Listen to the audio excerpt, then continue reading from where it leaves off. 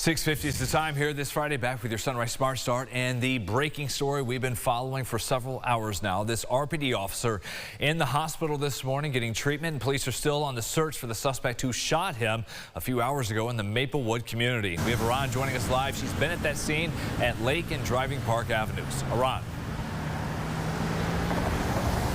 Yeah, Brandon, so we've been here all morning. At this point, we are seeing some cars, some police cruisers going off. We just saw the medical examiner going away and some tech vans going away as well.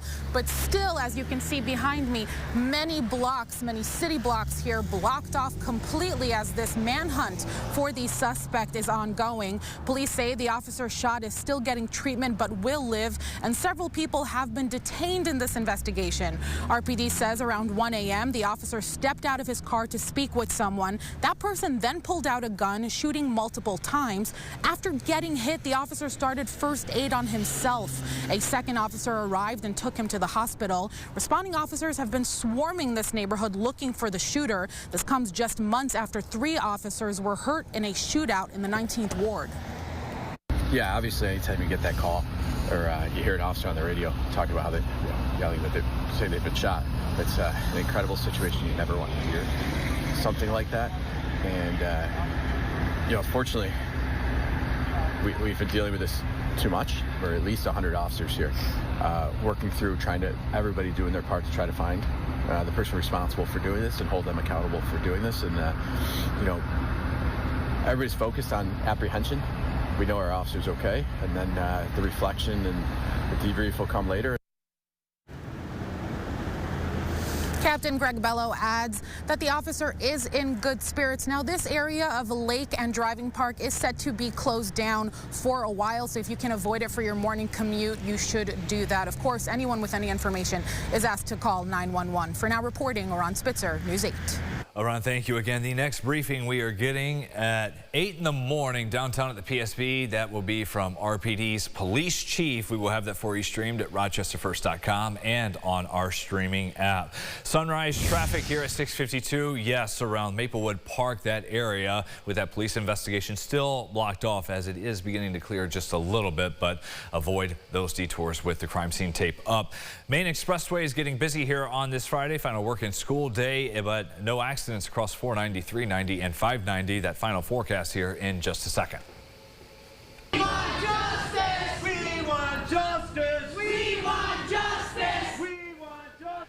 Hearing from animal rights advocates as they took their message right downtown to City Council chambers, demanding change after a dog was found dead and 4 others in need of desperate care at a home in Rochester on 3rd Street this week. An organization putting on this protest is called Against All Odds.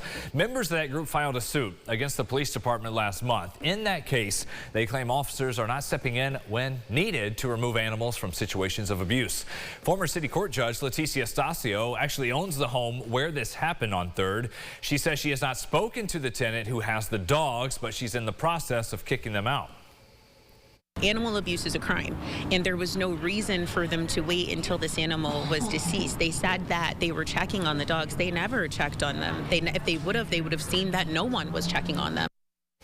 The activists spoke in front of City Council urging leaders to expand protections for animals. Some suggestions they brought up: passing anti-breeding legislation and creating an animal cruelty unit within RPD, specifically focused on handling cases of neglect. We did get a statement as well from Lollipop Farm and Humane Society officials saying they respond to calls and work with many agencies to make sure all state laws for protecting animals are followed and upheld.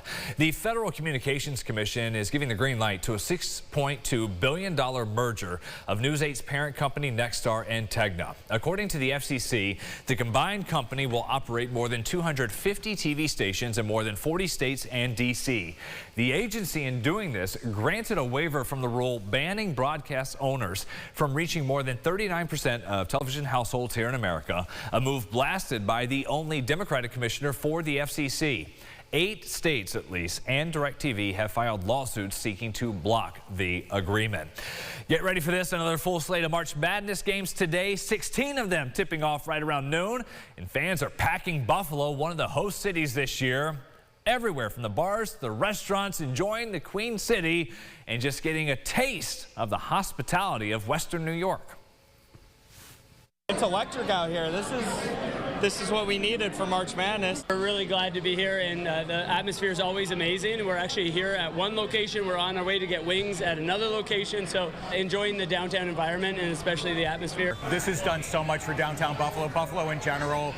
We're talking anywhere from Amherst, Williamsville, obviously downtown Buffalo, even as far as Niagara Falls. They've seen just a huge increase in tourism, people walking around, getting a sense of what Buffalo truly is.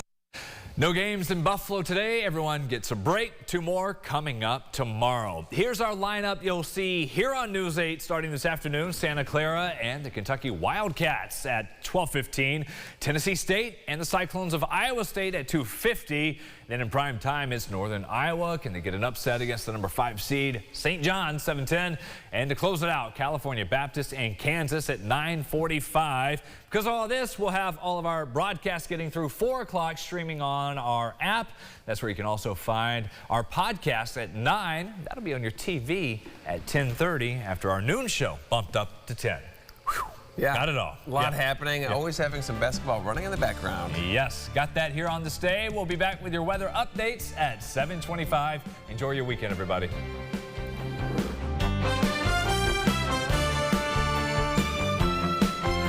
Follow News 8 wherever you are on RochesterFirst.com, Facebook, X, and on our app for news and weather. Get the Rochester First streaming app today for everything you love from News 8 On Demand, plus exclusive shows you won't see anywhere else. Search ROC and download for free on Roku, Amazon Fire, and Apple TV.